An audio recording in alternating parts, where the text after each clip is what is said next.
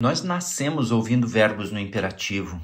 Ou então, aí não, na boca não, assim sim, o reforço positivo, né? Ah, que bonito, desse jeito, legal. Isso é interessante, nos dá uma noção de limites, de que nós não podemos tudo, dá uma baliza. E ao longo da vida isso continua, em casa, entre pais, filhos, né? Os desejos são comunicados, às vezes escondidos, há muitas recomendações, segredos, né? Algumas transgressões são testadas, com as amizades também, né? Com amigos no bar, por exemplo.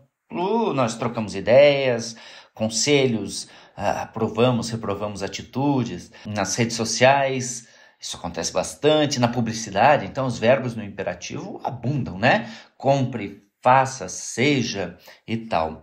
Mas e o espaço de análise? No espaço de análise, eu acredito que seja diferente. Acredito não, é diferente. Não vou aqui usar melhor, pior, é só para se entender que há uma diferença, porque é o lugar de fala do analisante, é um lugar de escuta do analista, né? E uma escuta que muitas vezes angustia quem fala, porque não há necessariamente uma resposta.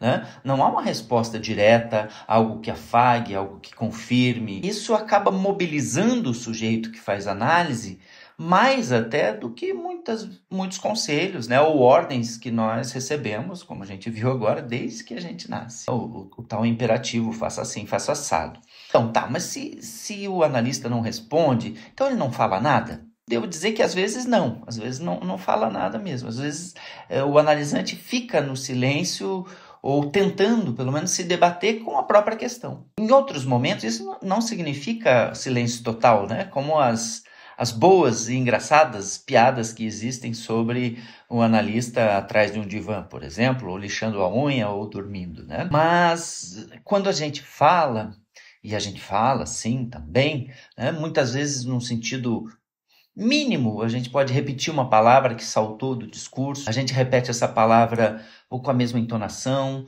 ou na forma de uma pergunta, ou na forma de um pequeno espanto. Que mais? Perguntas, né? As perguntas, fazemos várias perguntas, queremos entender e queremos que o sujeito elabore isso que ele acabou de dizer, formulamos hipóteses, inclusive que o analisando pode acolher ou não. Ao não acolher, pode ser porque a hipótese realmente não tenha nada a ver, pode ser porque haja alguma resistência aí. Mas enfim, o espaço de análise é onde se diz o que não se fala muitas vezes nem a si mesmo. É um lugar de se fazer ouvir, mas é um lugar de se ouvir. Não é a mesma coisa um pensamento silencioso que muitas vezes vem e vai embora, escapa.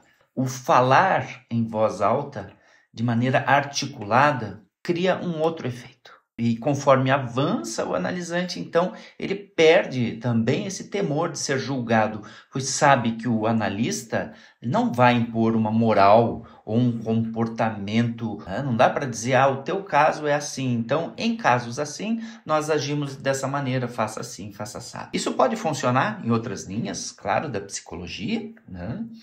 Na psiquiatria também, né? Em casos assim, damos essa medicação, ou em casos assim, recomenda-se fazer isso. Na análise, não. Na análise, mesmo esse sintoma, que pode ser parecido com algum outro sintoma, mesmo assim, ele foi construído de uma forma toda própria. Então, no mundo ideal, o analisante usa a sua palavra como vamos usar essa imagem, para alcançar os cantos escuros que o angustiam. Pode ser doído, mas é instigante. O analista, então, ele precisa estar aberto. Veja que bonito isso, né? Estar aberto para a imensidão da experiência. Ele precisa saber, porque o analista também é humano, né? Ele sabe que todos nós guardamos medos, fantasias, desejos, preconceitos, coisas que nos envergonham. Isso de forma consciente ou inconsciente. E isso tudo pode emergir numa análise.